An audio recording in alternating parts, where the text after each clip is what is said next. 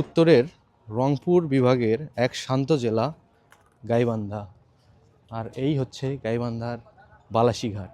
এটাই হচ্ছে গ্রাম। এই গ্রামের মানুষ কিভাবে এখানে কি কি কাজ করে এইসব নিয়ে আজকের ভিডিও বানাবো আমরা।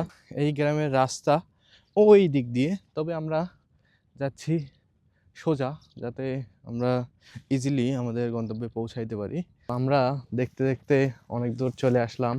এই ভিডিওতে অনেক কিছুই দেখতে পারবেন আপনারা।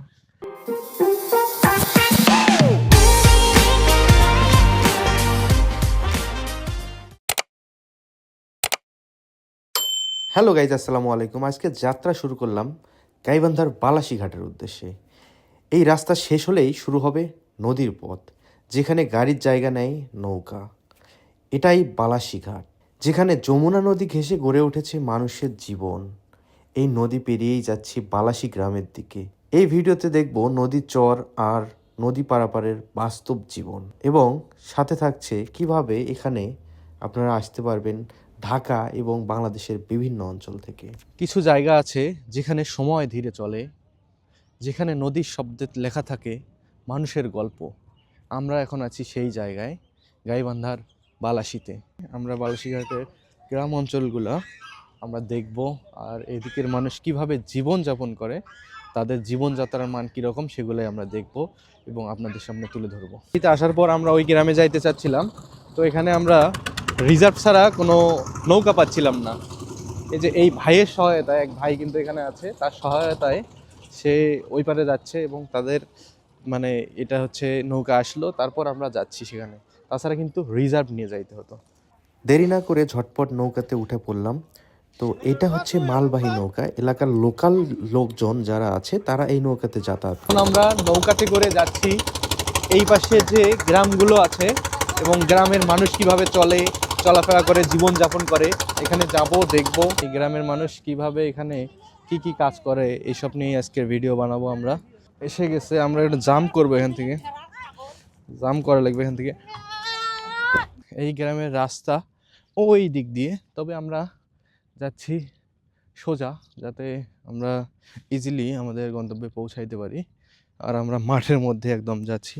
ভ্যান, রিক্সা তেমন কিছু নাই এই জায়গায়। একমাত্র যানবাহন এখানে চলে ঘোড়ার গাড়ি। তো ঘোড়ার গাড়ি হচ্ছে এই এলাকার যানবাহনের মধ্যে অন্যতম একটা যানবাহন। জাস্ট এখানে আমি যা দেখলাম, শুধু ঘোড়ার গাড়ি এখানে চলে। এই চরটার এখানে একটা মসজিদ, এই মসজিদটা আমরা এখন দেখব। এখানে হচ্ছে 20-30টা ঘর আছে এই জায়গায়, এই চরে। তো ওই দিকেও আবার আছে। তো এখানে একটা মসজিদ, মাশাআল্লাহ। এখানে যদিও কারেন্ট নাই, সব কিন্তু সোলারে। দেখেন এখানে মনে হয় 20 জনের মতো, 20 জন হবে না, 15 জন থেকে 17 জন নামাজ পড়া যাবে। তো আমার দেখা মতে এটি সব থেকে ছোট মসজিদ বলা যেতে পারে। চরটির নাম রসুলপুর চর। তো এই চরে থাকে 20 থেকে 25টি ঘরের লোক। তো এই চরে 25টি বাড়ি আছে, এবং ওইদিকে আছে 25-30টি বাড়ি, এবং ওই সাইডেও আছে 30-35টি বাড়ি। তো এই চরটা পুরোটা, মানে যে বাড়িগুলো আছে, মানে এই পাশে বলেন ও পাশে বলেন, সব পাশেই এই চরের নাম রসুলপুর। তো তাদের জীবনযাত্রার মান কীরকম আমরা স্বচক্ষে দেখব, এবং তাদের কাছেই তাদের জীবনযাত্রার মান সম্পর্কে জানবো আমরা।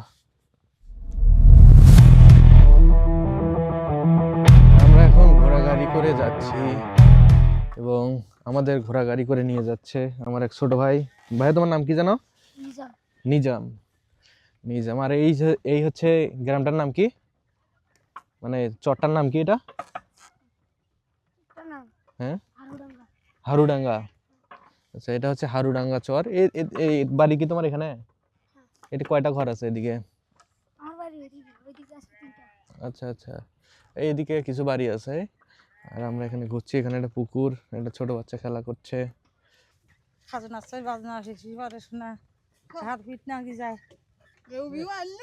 কষ্ট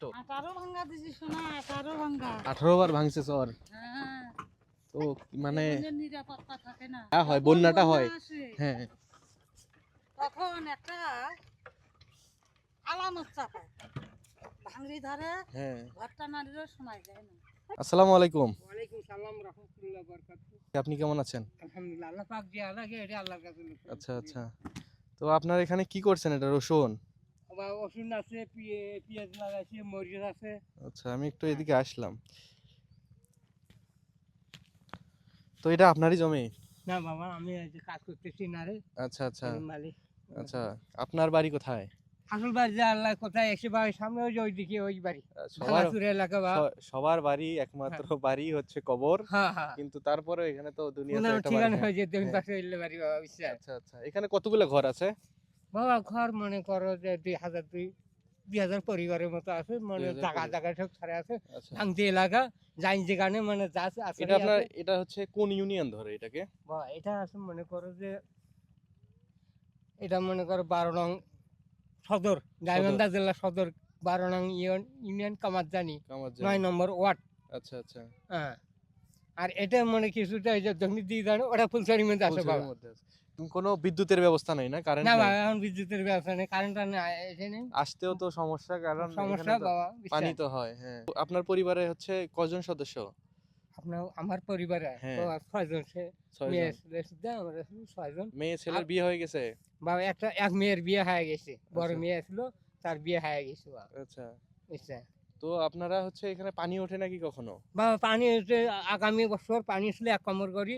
তখন কোথায় গেছিলেন? তখন বাবা মনে করো উঠে যাবো এই যে জায়গা জায়গা যেখানে উঠে আসলেই পাচ্ছিল এখানে ওখানে এখানেও তো মনে হয় এমন চোয়ারের জায়গা আছে যেখানে অনেক উঁচা। হ্যাঁ ওই যে সামনে এই জায়গাটা উঠে আসলো ওই হুম। জায়গা নিয়ে মনে করো উঠে জায়গাতে আসলাম। মানে পানি হলে তো মনে হয় মানে স্রোত হয় বেশি। সরো হয় মানে ঘর মনে করো আঁকাটা কঠিন বাজে দাবি যায়, আর অনেক আচ্ছা। সময় ঢালাতে ভাসি যায়। হ্যাঁ, এই বছর গরু বছর নিয়ে হচ্ছে মানে পশ্চিমে আমি এখন কোথায় আছি এই জায়গায়? তাহলে হারোডাঙ্গার চর। হারোডাঙ্গা চর। এটা হচ্ছে কোন উপজেলা এবং কোন জেলার মধ্যে? এটা জেলা গাইবান্ধা, ফুলছড়ি উপজেলা। So, আপনাদের এখানে যে শস্যগুলা আবাদ হয় এটা তো একটা চর, এগুলা আপনাদের আবার বিক্রি হয় কোথায়? খেতেই বিক্রি হয়। খেতেই বিক্রি হয়? এখানে এখানে পাইকার আসে? পাইকার আচ্ছা আসে, এখান থেকে ক্রয় করে নিয়ে যায়। আচ্ছা। তো এখানে কতগুলা জমি আছে বা কিসের আবাদ আছে আপনার? আমার এখানে ভুট্টার আবাদ আছে। ভুট্টার আবাদ আমি এখানে আছে? বর্গা আনেছি আচ্ছা আচ্ছা। কত বিঘা? কোথায় 15 বিঘা। 15 বিঘা। আলহামদুলিল্লাহ। ফসলটা আসলে বছরে কয়বার করতে পারেন? একবারই হয়। আসসালামু আলাইকুম। ওয়ালাইকুম সালাম। কেমন আছেন? আল্লাহ ভালো আছে। আচ্ছা, এটা হচ্ছে আপনারই জমি না? আপনার এখানে কতটুক জমি আছে? কতগুলা জমি আছে এদিকে আশেপাশে? এই 6-7 বিঘা জমি। 6-7 বিঘা জমি আছে। তো আপনার হচ্ছে মানে পৈতৃক নিবাস এখানেই? হুম। আর মানে অন্য কোথাও কি বাড়ি করা আছে? বা বাড়ি? সবারই নাকি ঠিকানা বাড়ি বসুন্ধরা। বসুন্ধরা আছে। আচ্ছা আচ্ছা। মানে ওই যে বালাসির ওই পাশে, রাস্তার ওই পাশে কি হ্যাঁ কোনো? ভাবির হোটেল দেখুন পাশে জায়গাটা আছে বাবা। আচ্ছা আচ্ছা। তো কারণ এখানে তো আবাদ সুবাদ করার পরেও মাঝে মাঝে তো বন্যা হয়। হ্যাঁ বন্যা হয়, তো বন্যা হওয়ার ক্ষেত্রে তো তখন তো ঠাই ঠিকানা এখান থেকে চেঞ্জ ঠিকানা করতে না হয়, বাবা, বুঝছেন? যখন পরিবর্তন করা লাগে। পরিবর্তন করে যা মনে হয় তখন কুলেন গেল না, হ্যাঁ তারপরে মনে হয় ওখানে যা আসেনি না অনেক হ্যাঁ। গরু বাছুর মানুষজন ছেলে মেয়ে তো গরু বাছুরটা মনে করেন এখন তো প্রাণী জিনিস, হ্যাঁ ওটা আগে, মানুষজন ওটা তো আগে। পার হয়ে যাওয়াই যায়। হ্যাঁ তো এটা কি রসুন না? এটা হ্যাঁ। কতদিন পর রসুন মানে হবে খাওয়ার মতো? বা এটা 14 মাসে আসবে, 14 ফাগুন মাসে আসবে, চৈত্র মাস, চৈত্র বৈশাখ মানে হ্যাঁ। 14 মাসে আসবে, চৈত মাসে আসবে। হ্যাঁ। হ্যাঁ। তো রসুনের মানে মানে আবাদ করছেন কতটুকু আপনি? এই অল্প একটু কেজি। খাওয়ার জন্য না বিক্রির জন্য? খাওয়ার জন্য। খাওয়ার জন্য। তো আপনারা তো সবকিছু তাহলে টাটকা টাটকা খান। চাচা, ভালো লাগলো কথা বলে আপনার সাথে। আসসালামু আলাইকুম। ভালো থাকবেন। দোয়া রাখবেন, এই নাতির জন্য দোয়া রাখবেন। আচ্ছা ঠিক আছে। যারা ঢাকা থেকে আসতে চান তারা কিন্তু খুব সহজেই আসতে পারবেন। ঢাকা থেকে গাইবান্ধাগামী বাসে উঠলেই আপনারা গাইবান্ধাতে আসতে পারবেন, এবং গাইবান্ধা থেকে 30 টাকা ভাড়া দিয়ে, অটো ভাড়া দিয়ে আপনারা আসতে পারেন বালাসী ঘাটে, এবং বালাসী থেকে আপনারা খুব সহজেই নৌকা পার হলেই এই জায়গায় 10 টাকা করে ভাড়া নিবে। 10 টাকা যাওয়া, 10 টাকা আসা, তবে রিজার্ভও নিতে পারেন। তো সেক্ষেত্রে কষ্টটা বেশি হবে। চরটা অনেক বড়, অনেক বড়। তো 2টা উপজেলা, গাইবান্ধা সদর উপজেলা সহ ফুলছড়ি উপজেলা, আপনার 2টাই কিন্তু এই চরের মধ্যে পড়ছে। নিজামের দিকে আসো। নিজামের সাথে আমার ঠিক হয়েছিল 100 টাকা। অনেকক্ষণ ঘুরলাম, ওই জন্য 20 টাকা বাইরে যাচ্ছে। ঠিক আছে, তো 20 টাকা না, তোমাকে 200 টাকাই দিলাম। ঠিক আছে, খুশি তুমি? হ্যাঁ, তো নিজামকে কিন্তু এখানে আসলে আপনারা পাবেন। এখানে তো প্রত্যেক দিনই তুমি ঘুরতে মানে গাড়ি চালাও নাকি? তো বালাসি ঘাটে আসলে কিন্তু একে পাবেন। তো ছোট একটা বাচ্চা, তো ওর সাথে ঘুরলাম, ও ভালো লাগলো। পরবর্তীতে আসলে আমাকে একটু ফ্রি ঘুরে, ঠিক আছে? ওর কিন্তু মনটাও অনেক ভালো, ফ্রি ঘুরাতে চাইছে। অনেক সুন্দর একটা ট্রিপ ছিল আজকের, এবং এখানকার স্থানীয়দের সাথে কথা বললাম, তাদের সাথে আমরা মত বিনিময় করলাম, তারা কিভাবে থাকে না থাকে সব কিছুই আমরা জানলাম। তো এখন আমরা চলে যাচ্ছি, দেখা হবে নেক্সট কোনো ভিডিওতে, নেক্সট কোনো অ্যাডভেঞ্চার নিয়ে। ততক্ষণ সবাই ভালো থাকবেন, সুস্থ থাকবেন এবং নিজের খেয়াল রাখবেন। যা যা।